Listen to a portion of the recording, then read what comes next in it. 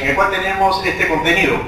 En primer lugar vamos a terminar con lo que no quise comentar la fecha anterior, que era la filosofía de los números, porque desde el punto de vista pitagórico y desde el punto de vista de la matemática pitagórica, lo que él enseñaba no era la matemática como nosotros la conocemos, sino era una matemática que tenía un contenido y un simbolismo, no un simbolismo, sino un contenido que estaba referido a la filosofía. Por eso se llama la filosofía de los números, que lo vamos a ver ahora en un video.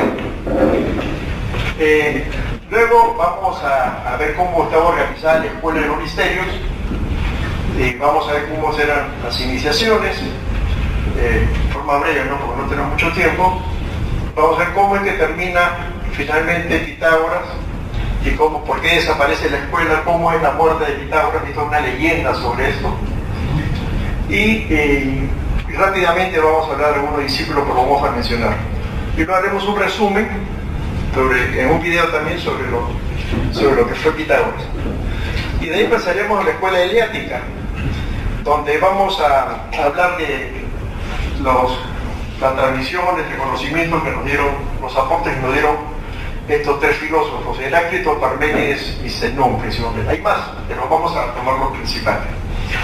Y luego aquí vamos a hacer un corte, y luego del break pasamos un video también video resumen sobre los heliáticos, y luego seguimos con el corte.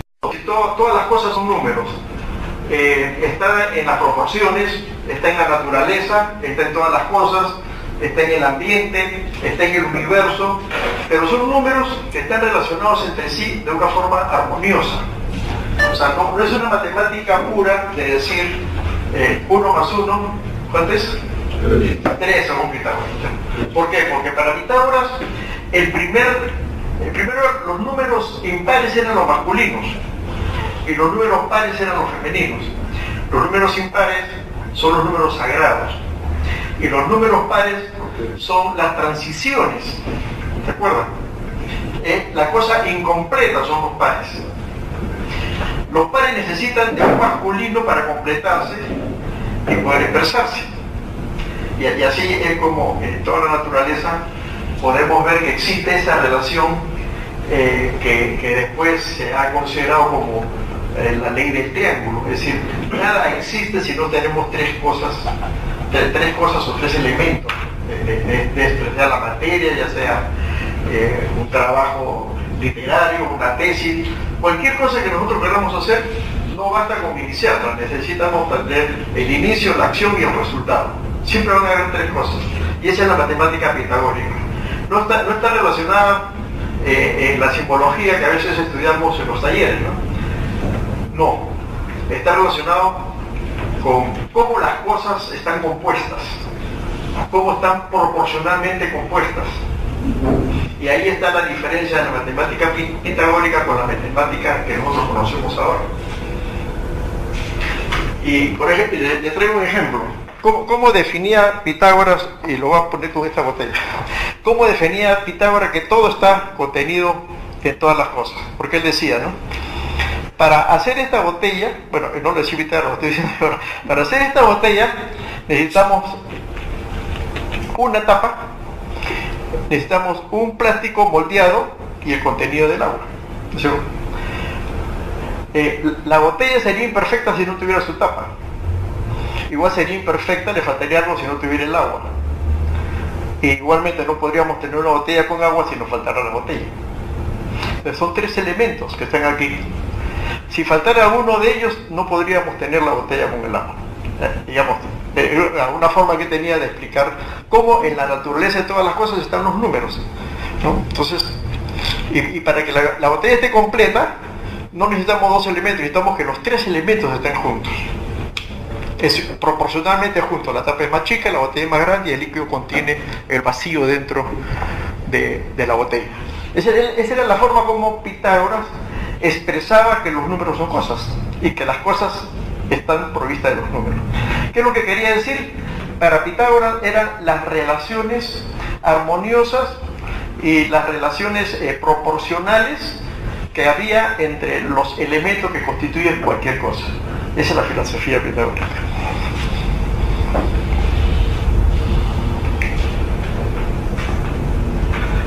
Entonces ahora, este primer punto, sí me gustaría después en la parte de preguntas y respuestas ampliar más, así. Gustaría que nos hicieran los comentarios, ¿no? Porque en la clase anterior hubieron algunos temas sobre esto. Por ejemplo, ¿por qué los impares se han sagrado? Ustedes se han dado cuenta que todas las baterías son impares. Las baterías de los diferentes ritmos son impares. No hay batería. No hay baterías pares. Es el número sagrado, el impar. Muy bien. La escuela pitagórica, ¿cómo estaba formada? Cuando Pitágoras llega a Crotona, porque si no establecerse en Samos, sino pasarse a Crotona, porque no quiere estar cerca de los tiranos que gobernaban Grecia, él llega a Crotona. Crotona era una de las colonias de Grecia y toda esa parte de Italia que había sido conquistada por los griegos se llamaba la Magna Grecia. Él se establece entonces en Crotona y su escuela tenía diferentes niveles. Primero, como escuela de filosofía. Como escuela de filosofía, ahí teníamos a jóvenes que se escogían de la comunidad de Crotona, que se les escogía por su apariencia, por su cultura, por ser de buena familia, por ser de padres respetables, y ellos tenían que pasar una entrevista con Pitágoras. Pero esta escuela de filosofía tenía un carácter externo, o sea, las personas no vivían en la escuela. O sea, estos jóvenes escogidos iban a estudiar matemáticas, geometría, arte y cultura para perfeccionarse, pero no vivían en el Instituto Crotón. Ellos, después vamos a ver, ellos solamente salían de sus hogares, estudiaban y regresaban luego a sus casas. Estaban organizados también como una comunidad esotérica, es decir, había un grupo interno, un grupo esotérico. ¿De dónde venía este grupo? De los que escogían de la parte externa. No todos los de la parte externa eran invitados a participar de la comunidad. ¿Por qué? Porque la comunidad había hecho una selección de quienes podían pertenecer, quienes estaban dispuestos a hacer una vida en común. Hacer vida en común era que todos podrían participar con diferentes trabajos y servicios dentro de la comunidad.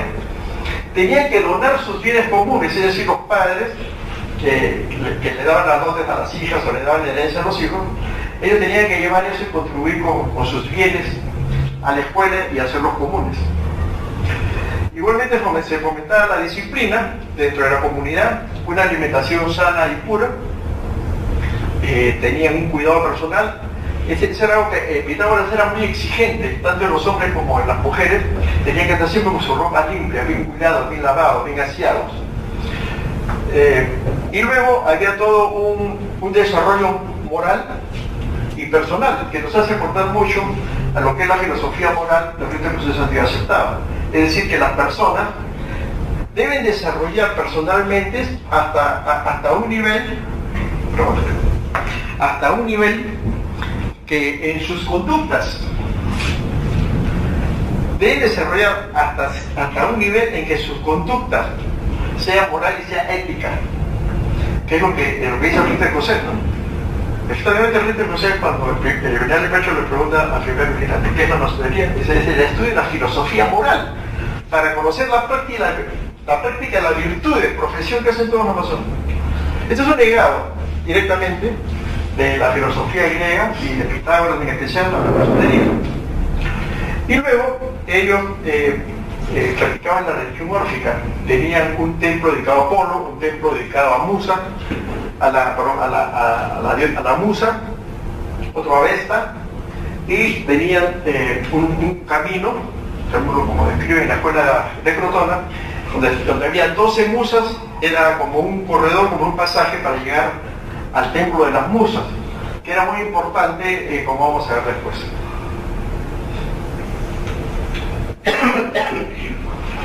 Y también como una escuela de misterios. porque se hacían iniciaciones, los candidatos pasaban por rigurosa prueba, por rigurosa prueba desde que ingresaban acá a la escuela.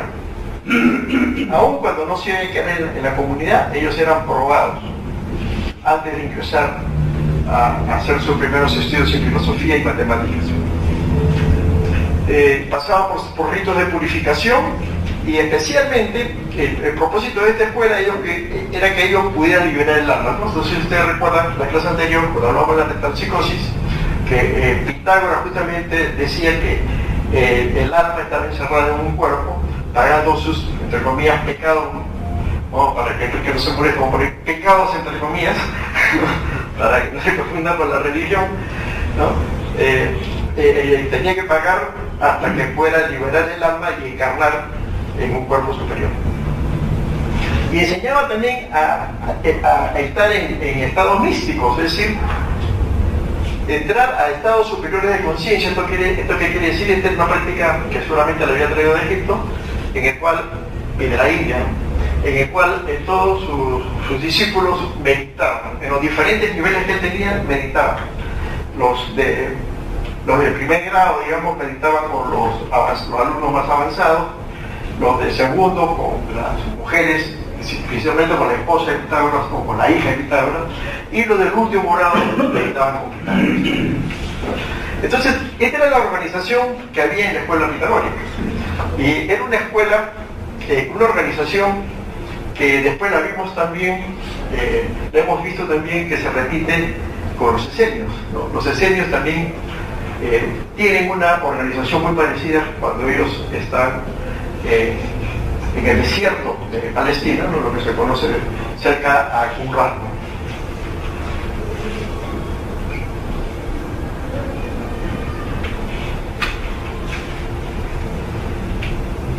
Bueno, ¿cómo era la iniciación pitagórica?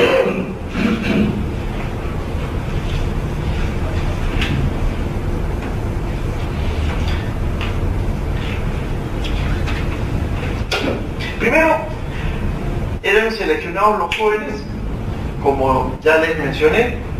Él visitaba a los padres, o los padres visitaban a Pitágoras, porque era una escuela que tenía mucho prestigio. Muchas personas de Cortona querían que sus hijos estudiaran ahí, porque de ahí estaban saliendo personas muy preparadas que ocupaban cargos públicos y políticos en el gobierno de Crotona. Entonces a ellos se les encerraba en una cueva durante una noche y se les daba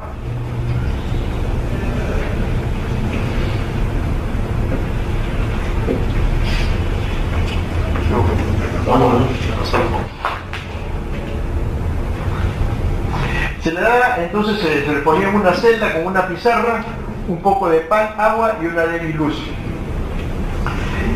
Y ellos tenían como prueba principal, primero, vencer el miedo, ¿no? Vencer el miedo de estar encerrados en la cueva, miedo a padecer hambre porque el pan no era suficiente, ni el agua, y la luz lo iluminaba muy poco, estaba en plena oscuridad.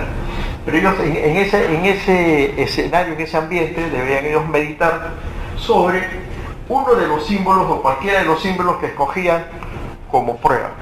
Es decir, que la prueba favorita que tenía Pitágoras era la que se refería a uno de los símbolos.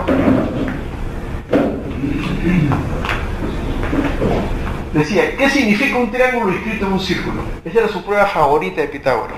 Entonces le daban a este candidato esta pregunta, él se encerraba en su celda, tenía que poner sus notas en la pizarra, y luego él salía después de 12 horas. Después de 12 horas se sacaba el candidato para que explicara la solución a los demás. Era un candidato que no conocía nada de matemáticas, que no conocía nada de geometría. Era un joven, ¿no?, que estaba postulando a ingresar a la escuela externa. Entonces, por consiguiente, era muy difícil que supiera las respuestas. Aparte de cansado, estaba nervioso. Además, no tenía la solución al problema. Y Pitágoras era muy insidioso. Él le hacía preguntas como para cuestionar cualquier respuesta que el candidato le haya dado o cualquier anotación que le haya hecho, él le cuestionaba. Y le hacía preguntas, principalmente si era esta la pregunta, sobre el círculo, las rayas, el triángulo, el punto. Y luego le decía a sus discípulos, todos los discípulos, ¿no?, tenían la consigna de mofarse del candidato, de reírse, de insultarlo, decir: tú no sabes nada, ¿para qué estás aquí? ¿Por qué has venido? ¿No estás preparado? ¿No? Ya se acuerda un poco la cámara de reflexión, ¿no? Mejor ándate, ¿no? ¿Y qué nos hace acordar este episodio? Este episodio nos hace acordar lo mismo que vimos cuando Pitágoras le entrega la carta que le había dado Polícrato, le entrega la carta al mago jefe de la escuela egipcia, en donde todos, ¿no?, se burla de él, ¿no?, le dicen que no puede entrar a la escuela, tiene que pasar afuera 2 años pasando lo mismo, burlándose de él. Entonces, este es otro de los elementos que Pitágoras trae a su escuela, porque los que no pasaban esta prueba, es decir, si el candidato se irritaba, no quería estar ahí, se molestaba o quería agarrarse a los golpes con alguno de los que le insultaban, simplemente lo sacaban y le decían que no estaba preparado para ingresar. Solamente se quedaban aquellos que podían pasar esta prueba de la tolerancia.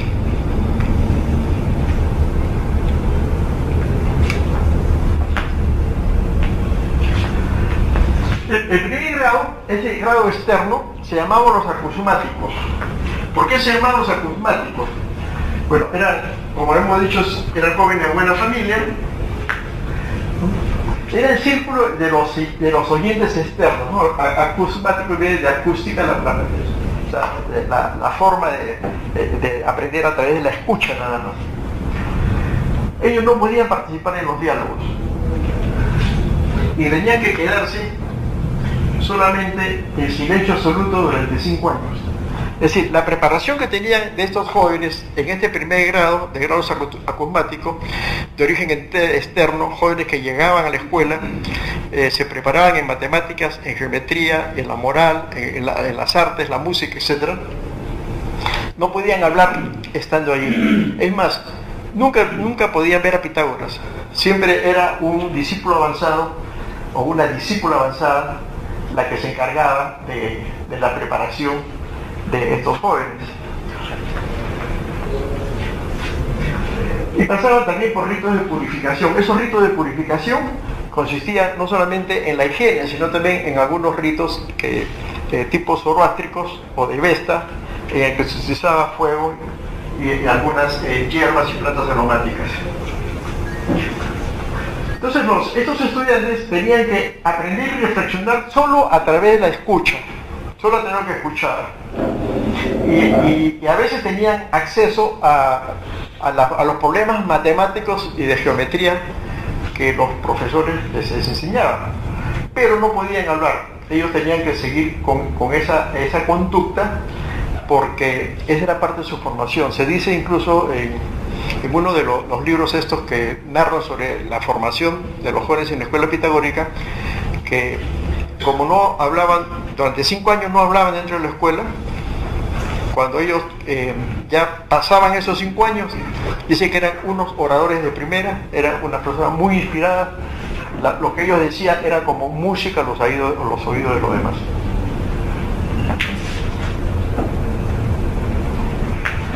En el segundo grado correspondían los matemáticos. Los matemáticos eran escogidos de los acusmáticos, y a ellos entonces ya les permitían vivir en la comunidad, ya podían quedarse en la escuela, en el patio de la escuela de Pitágoras, pero tampoco podían verlo, o sea, solamente podían escucharlo. Ellos ya podían estar atendiendo las clases de oído de Pitágoras, pero atrás de la cortina, o sea, solamente había una cortina que los separaba del maestro. O sea, en el primer grado podían escucharlo, en el segundo grado podían estar cerca de él, escucharlo, pero no verlo. En este grado, entonces, como lo dice la película que hemos visto, la la matemática no era como lo que consideramos hoy como matemática. Era todo un estudio de los números, la manifestación de los números en el cosmos, en la música, en la formación de las cosas, en la forma de hacer las tareas. Y también tenían como objeto, ya en este grado le enseñaban a la meditación, y tenían los alumnos pues que mostrar un grado profundo de comprensión hacia los demás. De aquí es donde salían los grandes matemáticos, geómetras, músicos, astrónomos, porque Pitágoras en este grado, los matemáticos, relacionaba todas estas ciencias con la forma, la proporción, el ritmo, la cadencia y el ciclo de 7.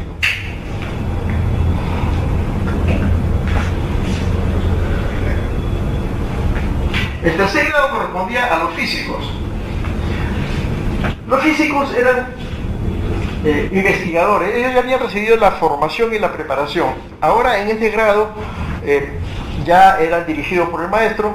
Pitágoras los incitaba a que ellos investigaran, que ellos hicieran trabajos de investigación, que hicieran especificaran sus mismos problemas matemáticos, problemas de geometría, le daban otros problemas, y de aquí es donde salían una serie de enunciados y muchos aportes que luego ha recibido la ciencia de la matemática y de la geometría y también la astronomía. Pero principalmente ellos practicaban el secreto. El secreto era lo más sagrado que había en la comunidad. O sea, no era una falta muy grave revelar cualquier secreto de lo aprendido en cualquiera de estos 3 grados. Y las matemáticas, el estudio de la matemática realmente era una teoría abstracta, ¿no? Él lo que buscaba era que el estudiante usara, ¿no?, este principio de la abstracción. ¿Se acuerdan de lo apolineo y de lo dionisíaco, ¿no?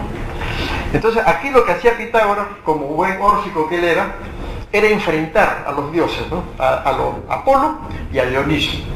Entonces él le decía, si ustedes están, ¿no?, cegados a lo material, están ustedes adorando a Dionisio, y él lo que quería era que pasaran a ser como Apolo.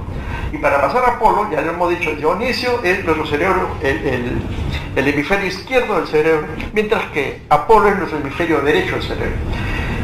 El uso de la abstracción, la lógica, el razonamiento, se da en el cerebro derecho, en el hemisferio derecho del cerebro.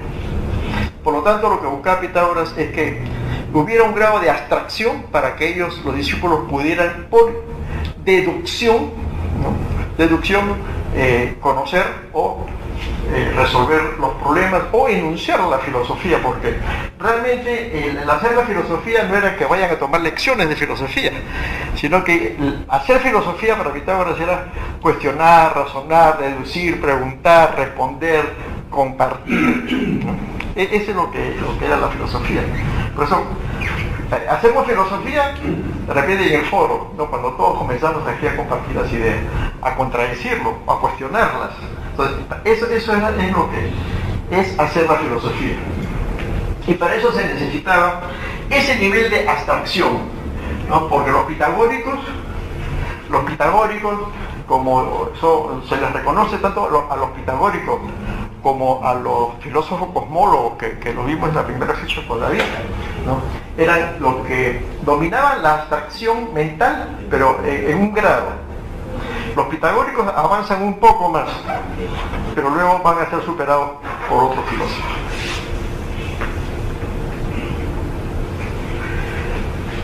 Entonces en este grado empezaba ya a estudiarse la parte metafísica.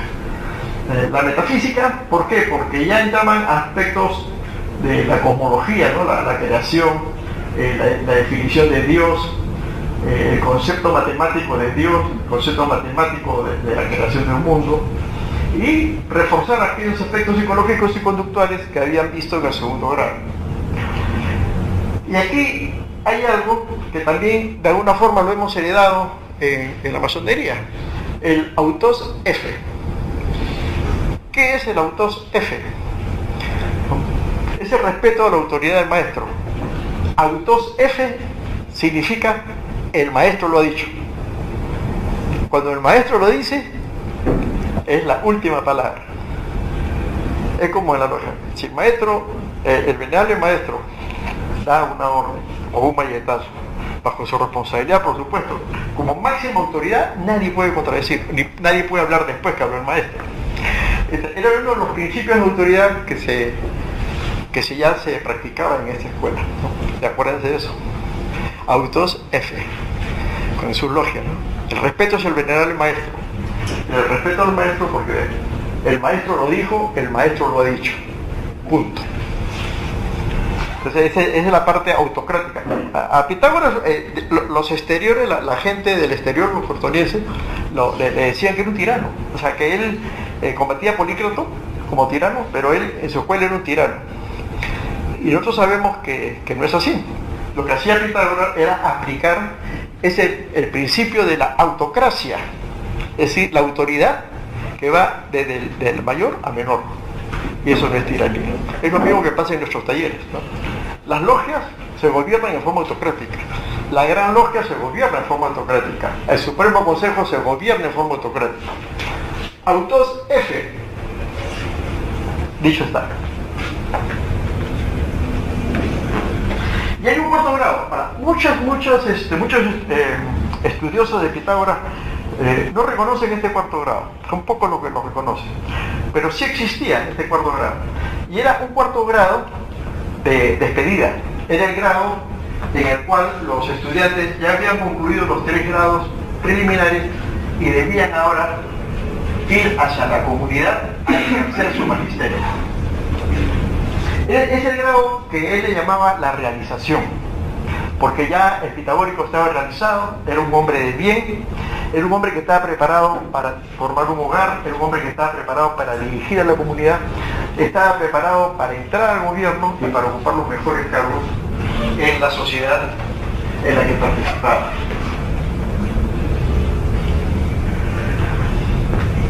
Era en este grado el maestro, que ya nos había incitado desde los primeros grados a la amistad, a compartir entre los jóvenes, entre las jóvenes, a que se puedan ellos formar una amistad duradera.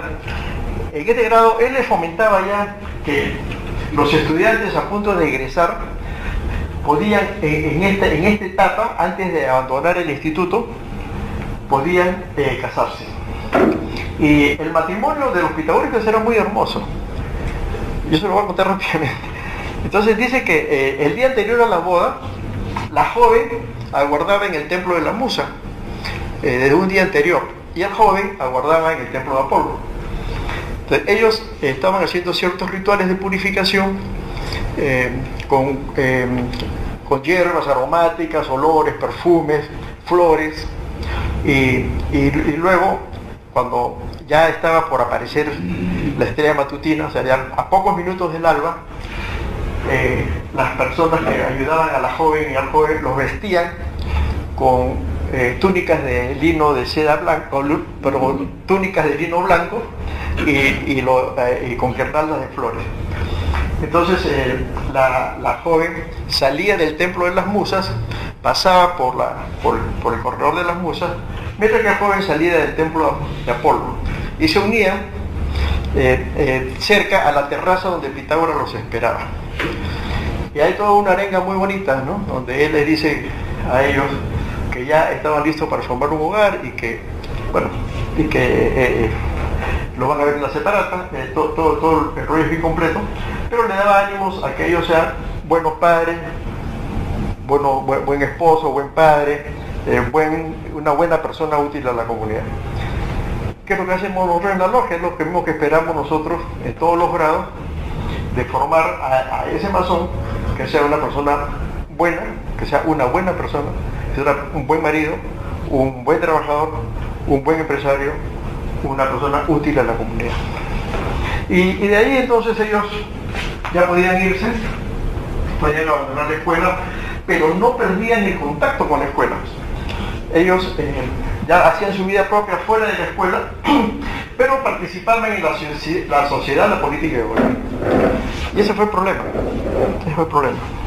que hubo posteriormente, ¿no? Porque participaron tanto en política que por ahí vino después lo que pasó para que la escuela terminara. Pero hasta aquí pues podemos ver, ¿no?, que la preparación del instituto era muy completa, muy íntegra. ¿Por qué se termina? ¿Qué es lo que pasa? Como ellos participaban en la vida política de Crotona, y no solamente en Crotona, porque la Magna Grecia estaba en diferentes partes de Italia, no toda la parte del derecho, que estaba muy frente a Grecia, todas esas islas, y la parte derecha de Italia era la Magna Grecia, una colonia griega.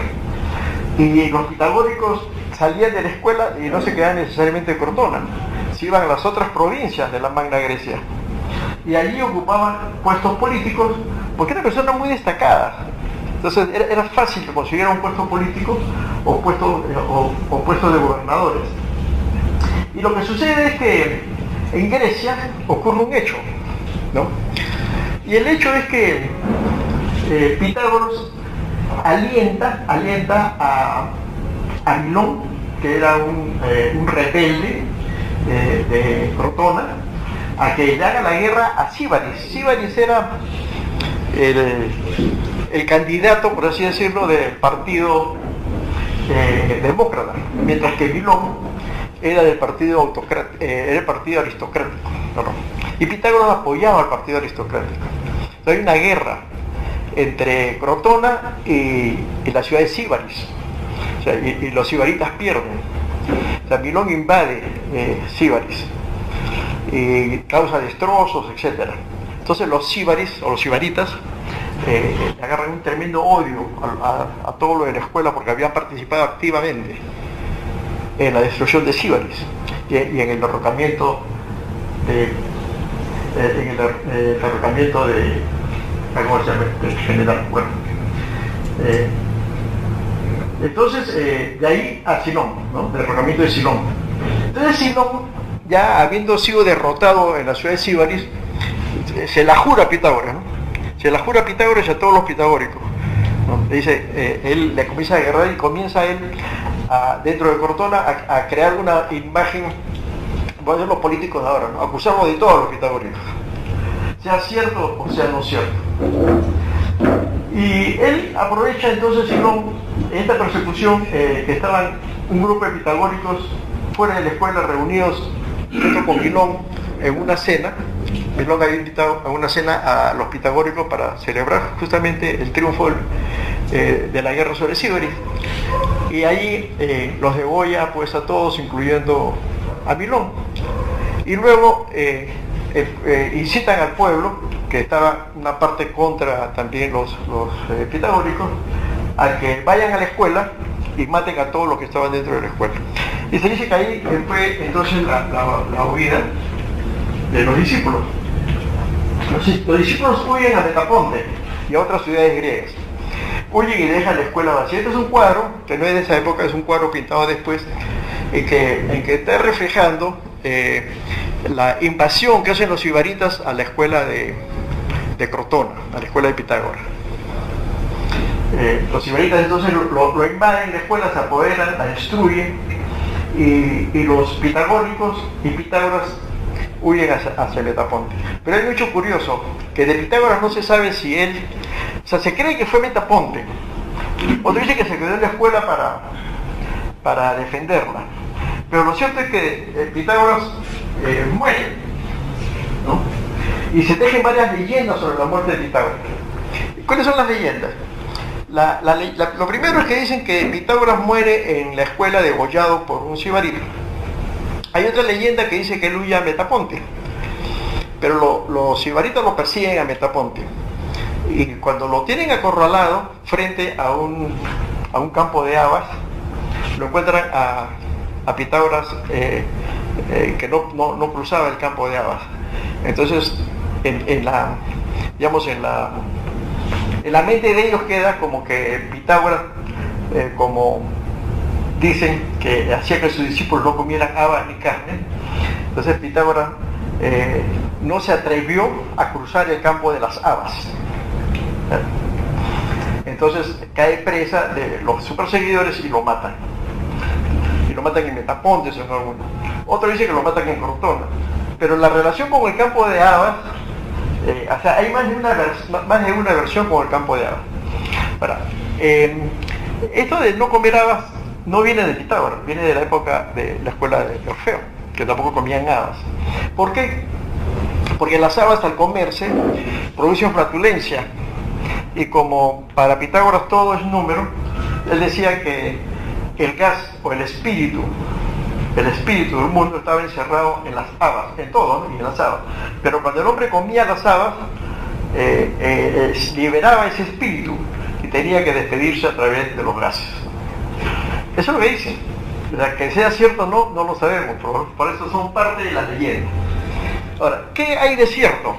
Solamente podemos decir que sí se conoce por la hija de Pitágoras, que Pitágoras le había contado a su hija que él había tenido un sueño, que primero que de chico, él se había lastimado en un campo de habas, y por eso tenía cierta, y que él corriendo dentro del campo de habas se había caído y se había golpeado las rodillas, se había hecho varias heridas en las piernas, cuando era muy chico. Y luego, cuando ya estaba muy cerca al derrotamiento de la escuela, Pitágoras le cuenta a su hija que él había tenido un sueño, que él se veía en un campo de habas, y que en ese campo de habas él no podía atravesarlo, porque era el día de su muerte.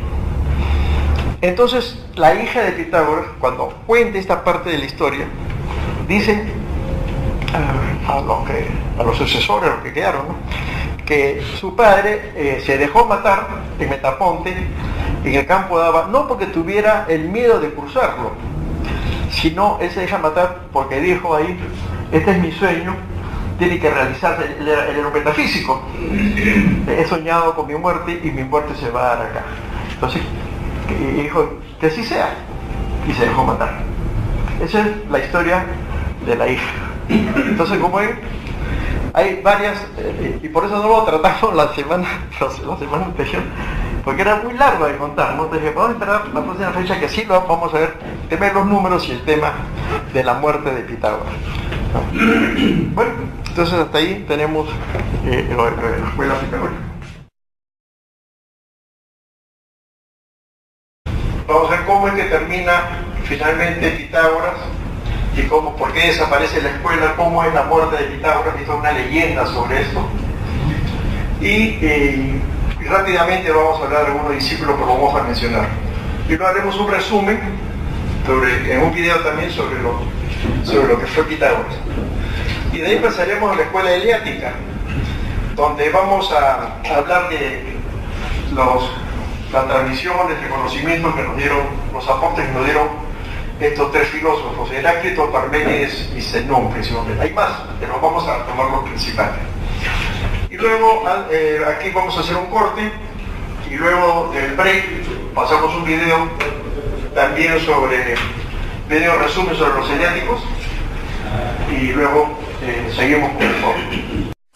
Podemos ver que existe esa relación que después se ha considerado como la ley del triángulo, es decir, nada existe si no tenemos tres cosas o tres elementos de expresar la materia, ya sea un trabajo literario, una tesis, cualquier cosa que nosotros queramos hacer.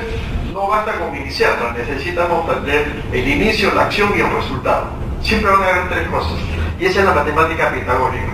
No está relacionada en la simbología que a veces estudiamos en los talleres, no, está relacionado con cómo las cosas están compuestas, cómo están proporcionalmente compuestas. Y ahí está la diferencia de la matemática pitagórica con la matemática que nosotros conocemos ahora. Y por eso todas las cosas son números. Está en las proporciones, está en la naturaleza, está en todas las cosas, está en el ambiente, está en el universo, pero son números que están relacionados entre sí de una forma armoniosa. O sea, no es una matemática pura de decir 1 más 1, ¿cuánto es? 3 según Pitágoras. ¿Por qué? Porque para Pitágoras primero los números impares eran los masculinos y los números pares eran los femeninos. Los números impares son los números sagrados. Y los números pares son las transiciones. ¿Se acuerdan? La cosa incompleta son los pares. Los pares necesitan de un masculino para completarse y poder expresarse. Y así es como en toda la naturaleza. Le traigo un ejemplo. ¿Cómo definía Pitágoras, y lo voy a poner con esta botella, cómo definía Pitágoras que todo está contenido en todas las cosas? Porque él decía, ¿no? Para hacer esta botella, bueno, no lo decía Pitágoras, lo estoy diciendo ahora, para hacer esta botella necesitamos una tapa, necesitamos un plástico moldeado y el contenido del agua. La botella sería imperfecta si no tuviera su tapa. Igual sería imperfecta, le faltaría algo si no tuviera el agua. E igualmente no podríamos tener una botella con agua si nos faltara la botella. Entonces, son tres elementos que están aquí. Si faltara alguno de ellos, no podríamos tener la botella con el agua. Digamos, una forma que tenía de explicar cómo en la naturaleza de todas las cosas están los números, ¿no? Entonces, y para que en el cual tenemos este contenido. En primer lugar vamos a terminar con lo que no quise comentar la fecha anterior, que era la filosofía de los números, porque desde el punto de vista pitagórico y desde el punto de vista de la matemática pitagórica, lo que él enseñaba no era la matemática como nosotros la conocemos, sino era una matemática que tenía un contenido y un simbolismo, no un simbolismo, sino un contenido que estaba referido a la filosofía. Por eso se llama la filosofía de los números, que lo vamos a ver ahora en un video. Luego vamos a ver cómo estaba organizada la escuela de los misterios, y vamos a ver cómo serán las iniciaciones, de forma breve, ¿no? Porque no tenemos mucho tiempo.